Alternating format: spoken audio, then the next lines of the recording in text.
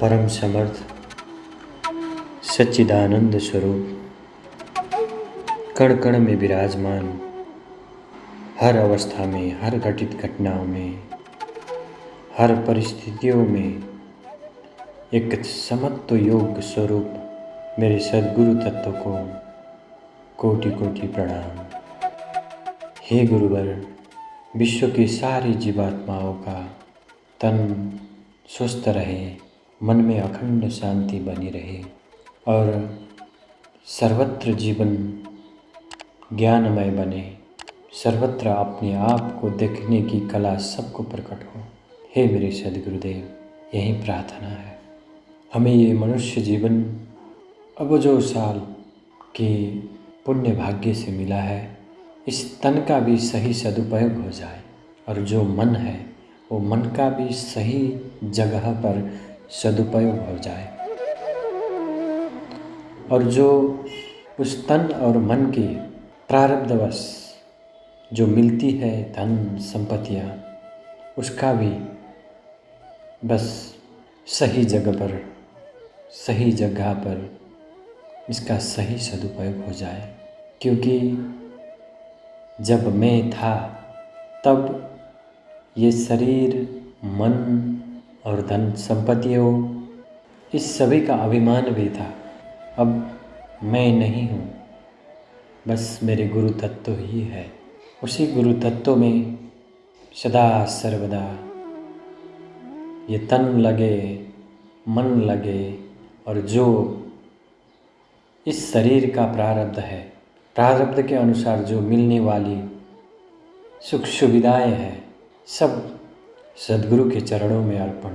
क्योंकि अब मैं नहीं बचा हूँ, मेरे सद्गुरु ही बचे हैं, मेरे सद्गुरु ही महान है। बस हे गुरुवर, सबका मंगल हो, सबका कल्याण हो। इस दुर्लभ योनि में मनुष्य धन संपत्ति पद प्रतिष्ठा के ऊपर अपना अधिकार जमाना चाहता है।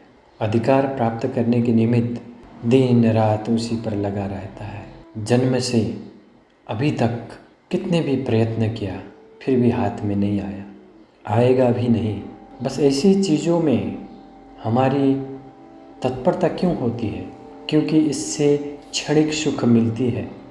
जो क्षणिक सुख को हम सदा सर्वदा मिलने वाली सुख मानते हैं, इसी की वजह से हम क्षणिक सुख के पीछे बहुत लगे रहते हैं। ये क्षणिक सुख हर पल दुख देने वाला है, क्षणिक मिठास हर पल दुख देने वाला है।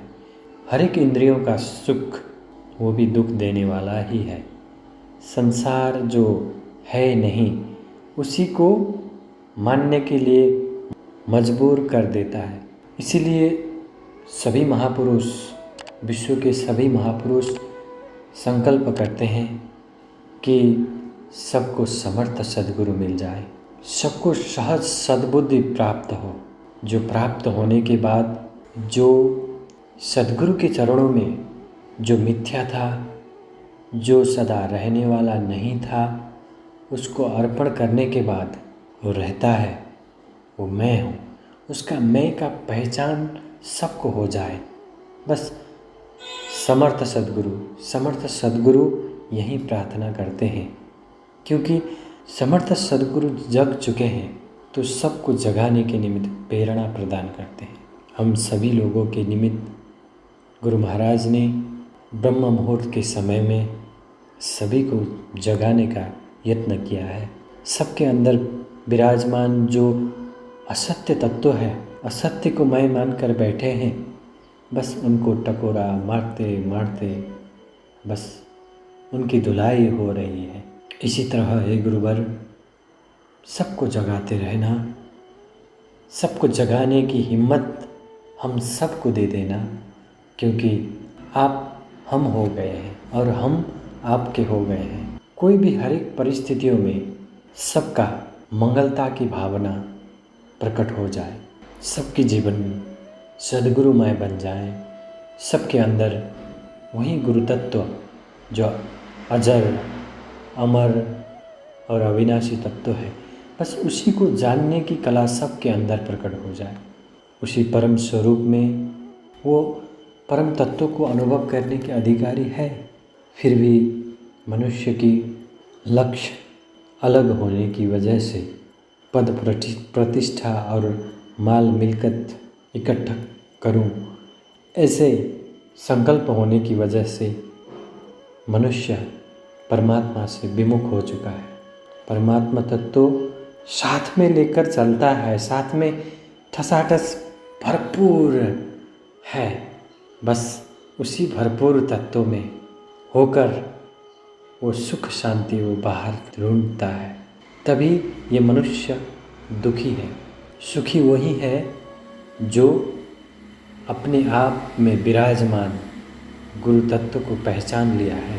परम समर्थ गुलाबनाथ बापू जैसे समर्थ सद्गुरु के पास बैठकर, परम समर्थ भिखाराम बापू जैसे परम समर्थ सद्गुरु के चरणों में बैठकर अपने आप को जान लेना चाहिए, अपने आप को अनुभव कर लेना चाहिए। जब तक मिश्री की मिठास पुस्तकों में पढ़ते रहेंगे, कान में सुनते रहेंगे, जब तक मुंह में नहीं डालेंगे, तब तक ये शब्दों का ज्ञान हो जाता है।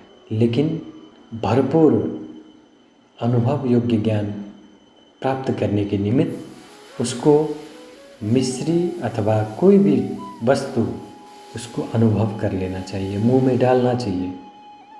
जो सद्गुरु बताए हैं उसी मार्ग पर चलना चाहिए। नहीं चलेंगे तो सदा उसी असत्य के ऊपर खोज बनी रहती है। इसीलिए मनुष्य को बहुत दुर्लभ योनि प्राप्त हुआ है। मनुष्य जीवन बहुत सहजता से मिली है, तो सहज रूप में जो सद्गुरु मिले हैं, बस उनका कदर होना चाहिए। हर पग पर, हर समय पर, हर अवस्था पर, हर श्वासों पर सद्गुरु की कदर होना चाहिए।